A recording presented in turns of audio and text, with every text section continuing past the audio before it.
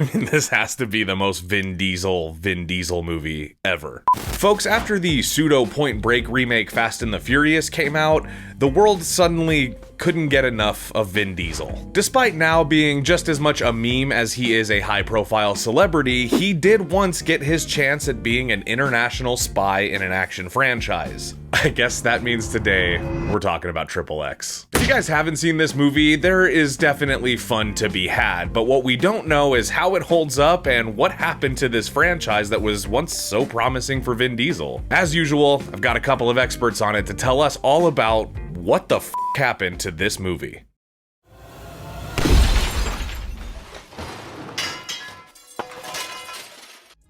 Enter Vin Diesel, aka Mark Vincent.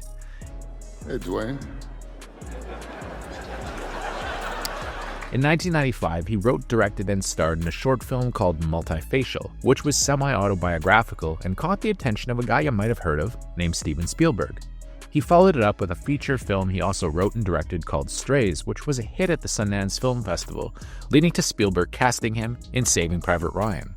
In it, he played an Italian-American soldier named Carpazzo, whose compassion for a child leads to his agonizing death at the hands of a German sniper.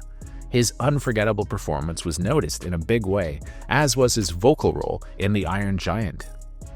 In the year 2000, Diesel was on the rise, with him landing a solid dramatic role in Boiler Room, and then the lead in a low-budget sci-fi horror flick called Pitch Black, in which he played a memorable anti-hero named Riddick, which was championed by early internet film critics and became a sleeper hit in theaters. The studio that put the film out, Universal, cast him in a modestly being as a star vehicle for Paul Walker, who was set to reunite on the movie with his Skulls director, Rob Cohen. Initially titled Racer X, the movie, which was a thinly veiled riff on Point Break, was retitled The Fast and the Furious, and, well, history was made. It was you! While Walker was the lead, it was Vin Diesel's character, Dominic Toretto, who proved to strike a chord with the young audience that turned the movie into one of the biggest hits of 2001. In fact, within weeks of The Fast and the Furious hitting theaters, it was obvious just how big of a star he was becoming, so Sony paid him a cool $10 million to star in the spy flick XXx, which was to reunite him with his Fast and Furious director, Rob Cohen. Written by Rich Wilkes, XXx was initially designed as a vehicle for Eric Bana, who turned the film down.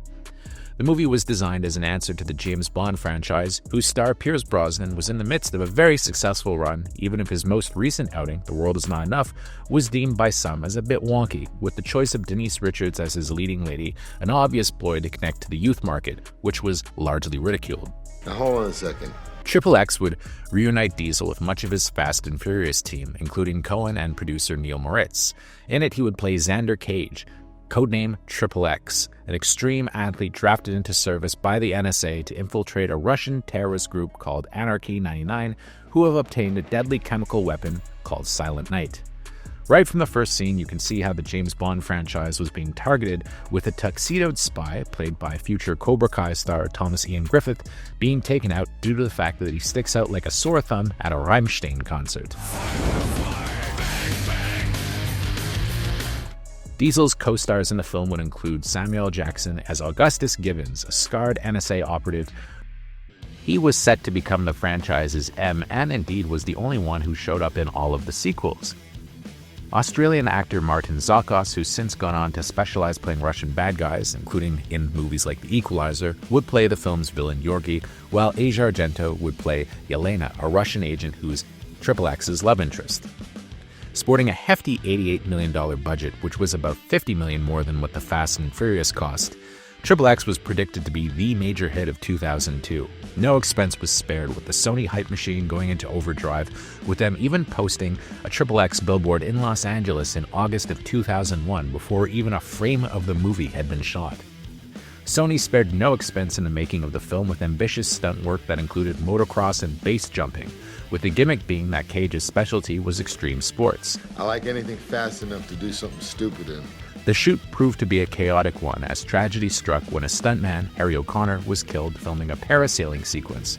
And years later, co-star Asia Argento would also accuse director Rob Cohen of drugging and raping her during the shoot, an allegation which the director has refuted.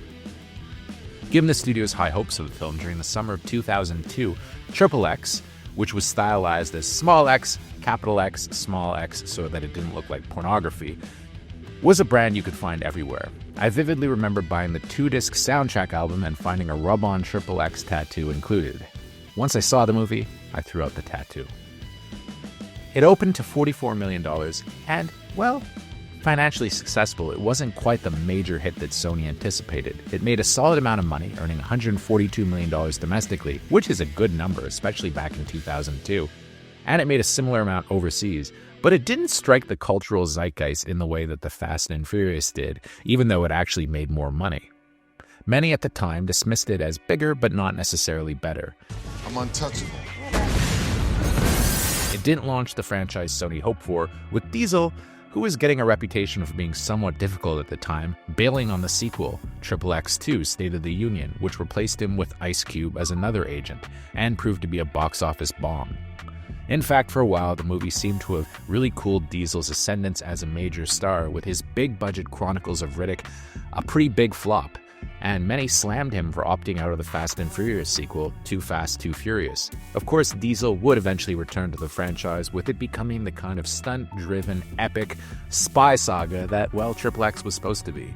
Diesel did try to restart the XXX franchise with XXX Return of Xander Cage, which was another solid if unspectacular hit. And he's promised that more Xander Cage is coming, but we'll see if that actually happens. Before we continue with our video, here's a reminder to click the store tab on any of our JoBlo channels and browse our collection of the latest and freshest designs in our merch store. Go get you some. Yet, on an interesting side note, XXX did in fact play a part in the creative reboot that happened to the James Bond series in the mid-2000s. You see, Die Another Day hit theaters in the fall of 2002, and it was chock full of cartoonish, extreme action, which was believed to be a response to the fear that XXX would make them seem irrelevant. As such, you have Brosnan's 007 participating in terrible, over-the-top, extreme action sequences, which wound up being despised by fans, even if the film proved to be one of the highest-grossing 007 movies of all time. And ironically, its director, Lee Tamahori, would go on to direct the XXX sequel. The Bond producers, noting how far off base they'd gotten, and also noticing the impact of another super spy who proved to have a much bigger impact than Xander Cage, one Jason Bourne, decided a back-to-basics approach was needed, giving us the Daniel Craig era. So in a way, that's perhaps wound up being XXX's greatest big-screen legacy, and that without it, we may have never gotten Daniel Craig as James Bond.